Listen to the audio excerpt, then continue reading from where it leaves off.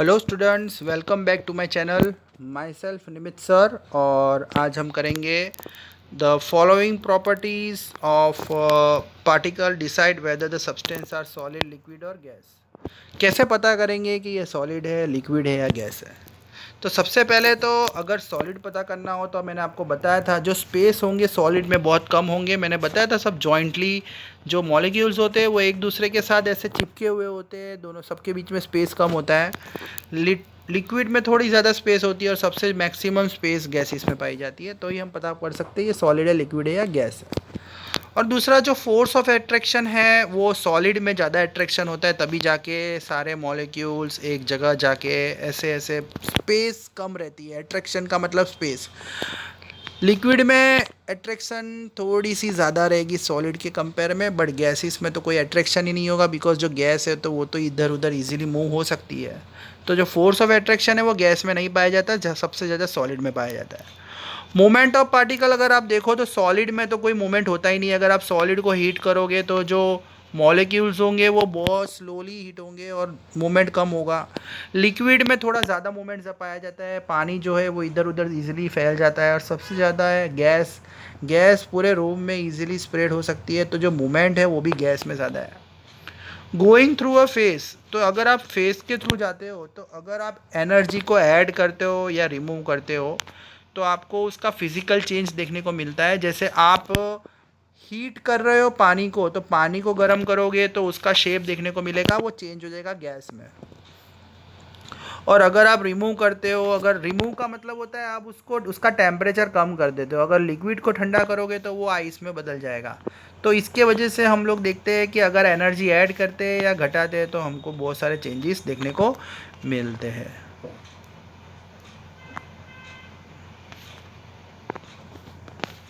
Change of state of matter, तो दो तरह से मैटर को चेंज किया जाता है। पहले तो उसके टेम्परेचर को चेंज करके, और या तो उसमें प्रेशर पास करके, या तो उसका प्रेशर बढ़ा के या घटा के।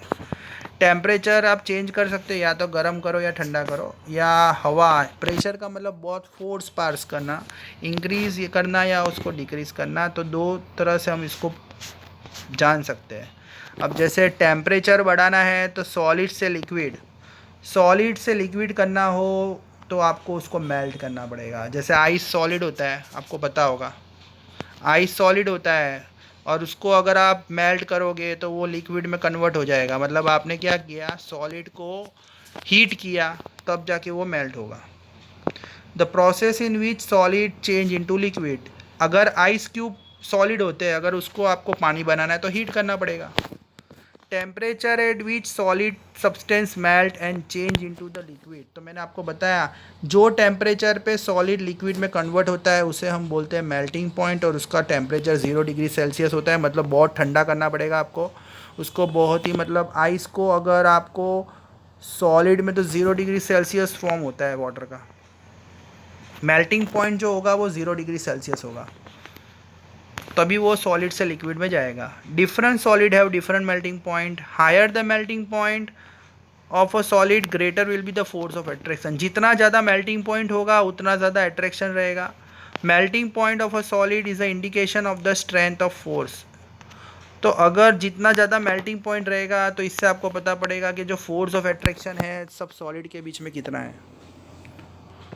When a solid substance is heated, the heat energy make the particle vibrate। तो जैसे सॉलिड है, ये आइस क्यूब है, आपने उसको गर्म किया गैस के ऊपर, तो क्या होगा, इसके अंदर जो मॉलिक्यूल्स होंगे वो जो मॉलिक्यूल्स अट्रैक्ट होंगे एक दूसरे के साथ और वो मूव होने लगेंगे, जिसके वजह से मॉलिक्यूल्स जितना ज़्यादा मूव होंगे उतना ज़्यादा चांसेस है सॉलिड पिघलेगा। At the melting point the particle of a solid have sufficient kinetic energy, तो जो आप गैस पास कर रहे हो इनके अंदर काइनेटिक एनर्जी पाई जाती है, जिसकी वजह से ये ब्रेक होते हैं और लिक्विड में बन जाते हैं।